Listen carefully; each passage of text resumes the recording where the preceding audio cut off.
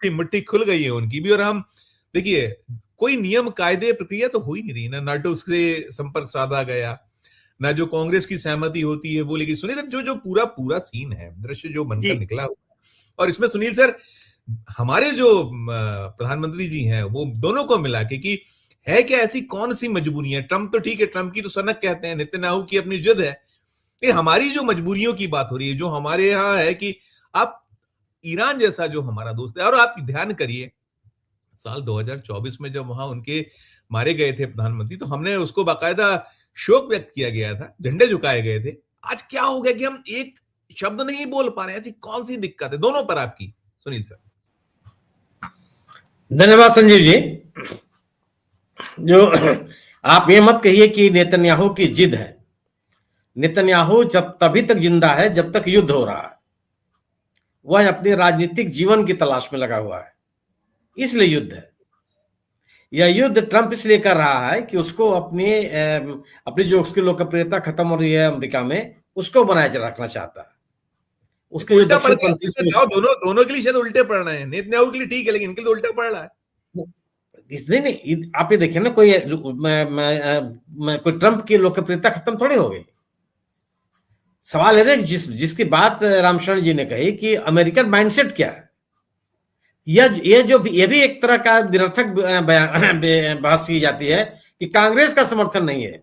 आज तक कभी भी अमेरिका ने किसी भी युद्ध में शामिल हुआ हो और कांग्रेस ने उसका विरोध किया हो? ये केवल एक बौद्धिक विलास है कि आप इन्होंने नहीं लिया नहीं लिया नहीं लिया। अगर यहां तक कि अभी अमेरिका ट्रंप कह रहा है कि यह कॉन्फ्लिक्ट है, युद्ध नहीं है, और वहां के लोग मान ले रहे हैं इसको। यह लोगों को समझाने का अपना एक तरीका है। नहीं वहां तो बहुत विरोध। अरे किस बात का विरोध है? अमेरिकन नागरिक तो ऐसे माने जाते हैं कि जिससे वह सहमत होते हैं उसका विरोध सड़क पर निकल करते हैं। क्या इस संघर्ष के लिए वो सड़क पर निकल के कह रहे हैं क्या कि नहीं नहीं ईरान के खिलाफ लड़ाई नहीं होनी चाहिए? जब खमनई साहब की हत्या हो गई तो वहां के लोग सड़कों पर निकल के उसका स्वागत कर रहे थे। उस समय तो अमेरिका का एक बड़ा हिस्सा जो था उसका उत्साह से लबरेज था वो। तो जो समाज की प्रतिक्रिया यह हो, वहां की कांग्रेस इस लड़ाई के खिलाफ कैसे हो जाएगी? यह केवल और केवल दोनों देशों का, इजराइल और अमेरिका के औपनिवेशिक चरित्र का प्रमाण। और ये पूरी की पूरी दुनिया अमेरिका के सामने झुकी हुई है। बयानों से क्या होता है? बयानों की से तो आलोचना किया है पुतिन ने भी, बयानों से आलोचना की है शी जिनपिंग ने भी। किस बात के लिए आप बयानबाजी कर रहे हैं? बयानवीर क्यों बन रहे हैं? आप क्यों नहीं अमेरिका को रोकने का प्रयास करते? और क्या सोवियत संघ, अरे रूस और चीन इस लड़ाई में शामिल हो जाए तो नेतन्याहू और ट्रंप लड़ लेंगे इस लड़ाई को? यह केवल और केवल अपने को बचाए रखना, अपने और केवल बयान जारी करते रहना। क्या मतलब है इसका? कोई बोल पा रहा है क्या? और आप सोचिए कि आज 21वीं सदी में हम आप हैं, एक तरह से नरसंहार मचा हुआ है। गाजा में नरसंहार क्या इजराइल ने, किसने क्या कर लिया? क्या बोल लिया किसी ने? किसने इजराइल को रोक लिया कि नहीं यह नहीं चलने देंगे? और सरेआम होता रहा, खुले आसमान के नीचे होता रहा। बच्चों को मारा गया, महिलाओं को मारा गया, अस्पतालों में दवाएं नहीं दी गई, पीने का पानी नहीं दिया गया, पानी के कनेक्शन काट दिए गए, जो राहत सामग्री जा रही थी दुनिया से उसको पहुंचने नहीं दिया गया। सब कुछ तो हो रहा था, किसे रोक लिया? तो ये युद्ध अपराधी हैं। और इन युद्ध अपराधियों को लेकर के जो दुनिया का नजरिया है बहुत ही खोखला है। बयानों से बात नहीं, काम नहीं चलने वाला है, और इसका कोई मतलब नहीं मैं मानता। ये केवल एक बौद्धिक विलास है। आप बोलते रहिए कुछ भी, अपना एक बयान जारी करके खत्म कर दीजिए। जहां तक आपने भारत की बात की, भारत का प्रश्न तो तभी से खड़ा हो गया था जब एक राजनीतिक अस्थिरता के दौर में प्रधानमंत्री जी ने इजराइल की यात्रा की। जो भी डिप्लोमेसी का जानकार है वह राजनीतिक अस्थिरता के दौर में इस तरह की विदेश यात्राओं का समर्थन नहीं करता। जहां चुनाव हो रहे हो, सत्ता परिवर्तन की बात चल रही हो या सत्ता परिवर्तन न भी हो, जहां इलेक्शन के मोड में है पूरा का पूरा देश, लोग वह यात्रा नहीं करते कि पता नहीं किसी सरकार आएगी, क्या होगा, कैसे होगा। लोग इनसे एक दूरी बना के रखते हैं, कुछ प्रतिक्रिया नहीं देते। जो सरकार आएगी उससे डील करेंगे, उससे बात करेंगे। पूरे पश्चिम एशिया में ईरान के साथ इस संघर्ष को लेकर एक माहौल बना हुआ था। लगातार इजराइल बयान दे रहा था ईरान के खिलाफ, और प्रधानमंत्री जी गए वहां। उस समय से आलोचना की गई। और आज आप इजराइल के संसद में खड़े होकर के भी प्रधानमंत्री जी की गाजा का नाम लिया गया, जो गाजा का नरसंहार हुआ। ठीक है, हमास की जो प्रतिक्रिया, जो गतिविधियां थी, उसकी आलोचना कीजिए, लेकिन गाजा में जो हुआ, गाजा के आम नागरिकों का प्रतिनिधित्व तो हमास नहीं है ना। और क्या हमास को तो आपने आतंकवादी संगठन घोषित किया है क्या? तमाम देश उसको आतंकवादी घोषित नहीं मानते, आतंकवादी संगठन नहीं मानते, उसको एक ऐसा संगठन मानते हैं जो अपने देश की आजादी के लिए लड़ रहा है। लेकिन उसके हिंसा का समर्थन नहीं किया जा सकता। अब मैं निरपराध नागरिकों का अपहरण करके उनको प्रताड़ित करने का समर्थन नहीं किया जा सकता, लेकिन जो नरसंहार हो रहा है उसका तो समर्थन बिल्कुल नहीं किया जा सकता। वो भी एक सरकार के द्वारा, हम उसमें भी चुप रहे। आज जो ईरान के सबसे बड़े धर्मगुरु की हत्या हुई, उसमें भी हम चुप हैं। हम लोगों ने, देश ने, ईरान में जो कोई भी घटना हुई है उसको लेकर के भारत की प्रतिक्रिया रही है। ईरान एक ऐसा देश रहा है जो हर मौके पर अंतरराष्ट्रीय मंचों पर भारत का समर्थन करता रहा। मैं विपरीत परिस्थितियों में भी वो भारत के साथ खड़ा रहा, अपने मित्रों का विरोध करके भी वो भारत के साथ खड़ा रहा। ऊर्जा संरक्षण के क्षेत्र में उसका बहुत बड़ा योगदान है। तमाम तरह के व्यापार हमारे उसके साथ जुड़े हुए हैं। प्रतिबंधों के बावजूद भारत ने तब भी साहस दिखाया था कि तेल की आपूर्ति ईरान से भारत को होती रही थी, और रुपए में पैसे का पेमेंट हो रहा था, भुगतान हो रहा था। वो भी भारत ने किया और ईरान ने उसको स्वीकार किया। हम आज चुप हो गए। तो यह जो चुप्पी है, ऐसे में आप ग्लोबल साउथ के नेता बनना चाहते हैं। नेता वह होता है जो मजबूती के साथ मौके पर अपनी बात कहने का दम रखता हो।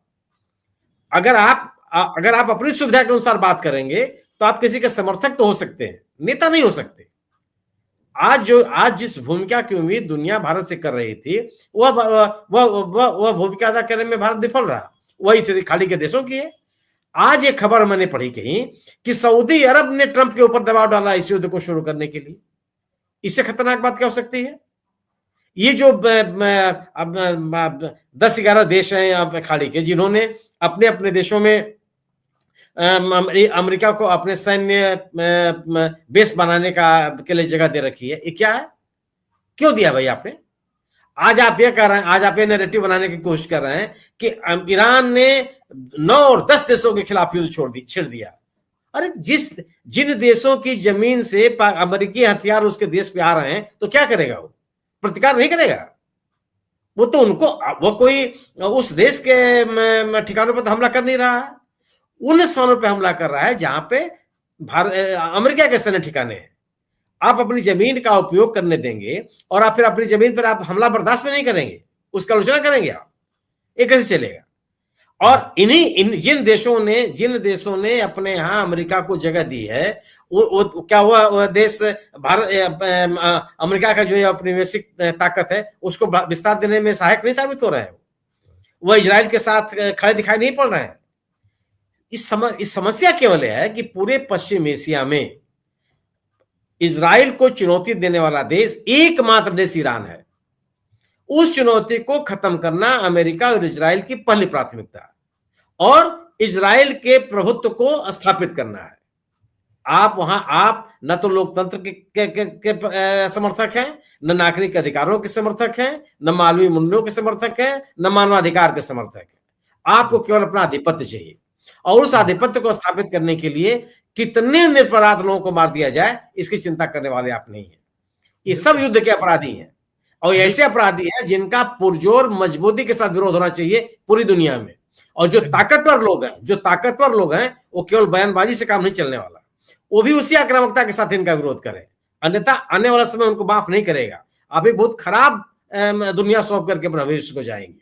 जी राइट। सुनील, क्या कहिएगा? सुनील सर, ये जो है, ये वही है कि ईरान से दूरी इतनी क्यों, ये रस्मी चुप्पी क्यों, और बाकी है ही है कि क्या रिपरकेशन सब जो होने वाले हैं, क्या आप दोनों पे आपकी छोटी छोटी टिप्पणी? ये बात तो किसी के नहीं समझ में आ रही है, इसीलिए तो बार बार विपक्ष आरोप लगा रहा है आप अमेरिका के दबाव में। और ईरान छोड़ दीजिए, जितने भी तरह के आरोप अमेरिका ने लगाए, मतलब ये कोई राजनेता कैसे बर्दाश्त कर सकता है कि दूसरे देश का राष्ट्रपति बैठे कहे कि हम आपके राजनीतिक जीवन को खत्म कर सकते हैं और अब चुप रहेंगे? ये किस तरह का दबाव है? अगर वह व्यक्ति बार बार 70 बार से अधिक ट्रंप कह चुका है कि भारत और पाकिस्तान के बीच में जो ऑपरेशन सिंदूर का संघर्ष था उसको उसने खत्म करवाया और हम चुप हैं, नाम तक नहीं लेते उसका। तो आप ये समझ लीजिए, अभी जो भारत और अमेरिका के बीच में टैरिफ का सवाल था, व्यापार समझौते को था, उसमें भी आप चुप हैं। अमेरिका की सरकार बार बार अपना वक्तव्य जारी कर रही है कि इन शर्तों पर हमारा समझौता हो रहा है। भारत की सरकार उलझी हुई है कि उसका बयान विदेश मंत्री देंगे कि कॉमर्स मिनिस्टर देंगे, कोई नहीं बोलता। प्रधानमंत्री जी मौन है। सफलता को लेकर के फूलमाला अलग से उन्होंने पहन लिया, बोलना नहीं है उस पर। ईरान का जब ये मसला आया, ईरान बिल्कुल सही है कि ठीक है, मतलब आप और राजनीतिक नुकसान है बीजेपी का, मतलब जो मुसलमानों का शिया समुदाय है उसका बड़ा वर्ग है जो भारतीय जनता पार्टी को समर्थन देता रहा है, और उसके धर्मगुरु की हत्या हुई है, उससे भारतीय जनता पार्टी मौन है, एक भी कुछ बोलने के लिए तैयार नहीं है। और कोई भी चुनी हुई सरकार जो वह किसी देश में किसी देश के हमले को लेकर के अगर वो चुप्पी साध लेती है, कहीं समझ में आने वाली बातें नहीं है। और इस बात का है कि इसका तो प्रतिकार होना चाहिए था, इसका विरोध होना चाहिए था, इस पे आपत्ति दर्ज होनी चाहिए कि आप इस तरह से हमला कैसे कर सकते हैं। लेकिन लगातार आप पिछले दिनों जो विदेश नीति के जितने मसले हैं उससे भारत सरकार की चुप्पी है। गाजा पे आप कब बोले? ईरान ने जब इजराइल ने गाजा पे हमला किया, कब आपने कौन सी टिप्पणी की? इजराइल के संसद में खड़े होकर के भी आपने गाजा नरसंहार का कहां उल्लेख किया? ये तो एक बीच का रास्ता निकाल लेना है, कुछ भी एक ऐसा वक्तव्य जारी कर देना है जिसको आप कहीं भी चस्पा कर दीजिए, कहीं भी संघर्ष उसको लगा दीजिए, बिना ये जाने बुझे न किसी देश का नाम लेना है, न घटना का विवरण करना है, न किसी नेता का नाम लेना है। आज इजराइल और ईरान का झगड़ा है तब भी उसको आप लगा दीजिए, कल ईरान और सऊदी अरब का झगड़ा होगा तब भी उसको लगा दीजिए, कल अफगानिस्तान और पाकिस्तान का झगड़ा होगा तब भी लगा दीजिए कि हम डिप्लोमेसी और डायलॉग से संबंधों का विवादों का समाधान चाहते हैं। तो हर जगह फिट है, ये बोलने की आवश्यकता ही नहीं है। लेकिन प्रश्न यह है कि अगर डिप्लोमेसी और डायलॉग नहीं हो रहा है तब आप क्या करेंगे? विषय तो इस बात का है, पूरी दुनिया चाहती है कि डिप्लोमेसी और डायलॉग से बातें सब सुलझें, चुनी हुई सरकारों को काम करने का मौका दिया जाए। लेकिन जब डिप्लोमेसी और डायलॉग नहीं हो रहा है तब आप भी क्या रहा है? आप चाहते तो हैं लेकिन आपका चाह नहीं हो रहा है, फिर बोल के चुप हो जाएंगे आप? बड़ा सवाल यह है। और भारत कोई छोटा देश नहीं है, बहुत बड़ी ताकत है ये। और उस देश की सरकार मौन रहती है तो निश्चित रूप से लोगों के मन में सवाल पैदा होते हैं। हमारे पूर्ववर्ती देश की पूर्ववर्ती सरकारों ने ऐसा कोई मौका नहीं रहा जहां उन्होंने अपनी स्पष्ट राय न रखी हो, अपनी बातें न कही हो, आप उसे सहमत हो असहमत हो। यहां तो कुछ बातें नहीं हो रही है। और यह सिलसिला वक्तव्य देने से लेकर के आप वही मैंने जो हाल की प्रधानमंत्री जी की इजराइल की यात्रा थी उसका भी उल्लेख देख लीजिए आप। तो ये बड़े सवाल हैं। तो सबसे बड़ा प्रश्न तो यही है कि इजराइल और अमेरिका के इस करतूत का अगर आप विरोध नहीं करते हैं तो आप लोकतंत्र का दम मत भरिए।